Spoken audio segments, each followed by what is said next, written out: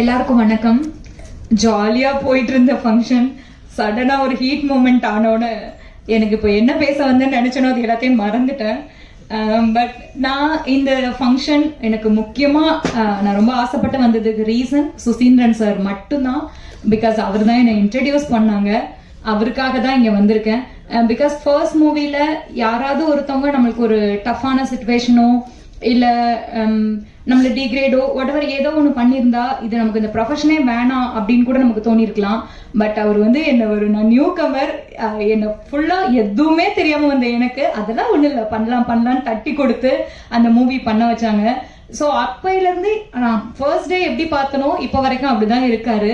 So அவருக்காக தான் இந்த ஃபங்க்ஷன் நான் வந்திருக்கேன். ஈவன் நான் நிறைய இன்டர்வியூஸ்ல சுசி சாரை பத்தி சொல்வேன், என்னை இன்ட்ரடியூஸ் பண்ணது அவர் தான். பட் ஒரு நாள் கூட அவர்கிட்ட நான் சொன்னதே கிடையாது. பட் அதெல்லாம் அவர் அதெல்லாம் அவர் என்கிட்ட கேட்டது கூட கிடையாது. நீ எனக்கு அதை தேங்க் பண்ணிருக்கியா, லைக் அந்த மாதிரி கூட கேட்டதே இல்லை. ஈவன் சுசி சாரை பத்தி சொல்லணும்னா இவர் எப்படின்னா ஒரு படத்துக்கு ஒரு 4 ஃபோன் நம்பராவது சேஞ்ச் பண்ணுவாரு. அவர் எந்த நம்பர் வச்சிருக்காருன்னா அவருக்கே தெரியாது.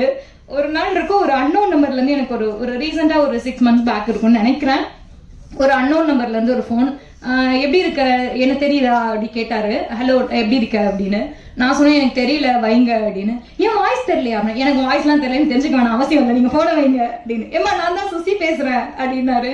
ஸோ எனக்கு ஐயோ சாரி சார் என்னை மன்னிச்சிடுங்க தெரியாம சொல்லிட்டேன் அப்படின்னு. பட் அது கூட அவர் கோவிச்சுக்கிட்டதே இல்லை. ஸோ எப்போ பார்த்தாலுமே ஃபர்ஸ்ட் டைம் எப்படி வெல்கம் பண்ணாரோ அதே மாதிரி தான் இன்ன வரைக்குமே எனக்கு வெல்கம் பண்றாரு. ஸோ இந்த ஸ்டேஜை நான் அவருக்கு தேங்க் பண்றதுக்காக ஃபர்ஸ்ட் யூஸ் பண்ணிக்கிறேன்.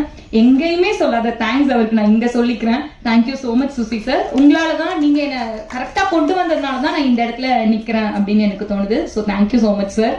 அடுத்து இந்த film 2K kid love story. So ஒரு 2 நிமிஷம் ட்ரெய்லர் பார்த்த எனக்கே இந்த பாலசரவணன் ஹர்ட் பண்ணிட்டாரு.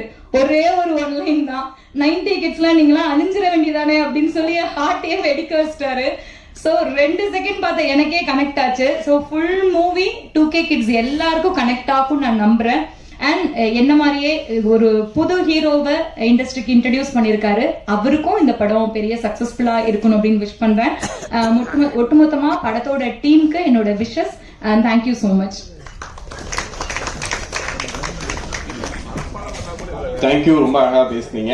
ஆக்சுவலி அவங்க ஒரு விஷயம் மென்ஷன் பண்ணாங்க, ஒருத்தங்க வரணும் அப்படின்னா கண்டிப்பா இன்னொருத்தங்க வந்துட்டு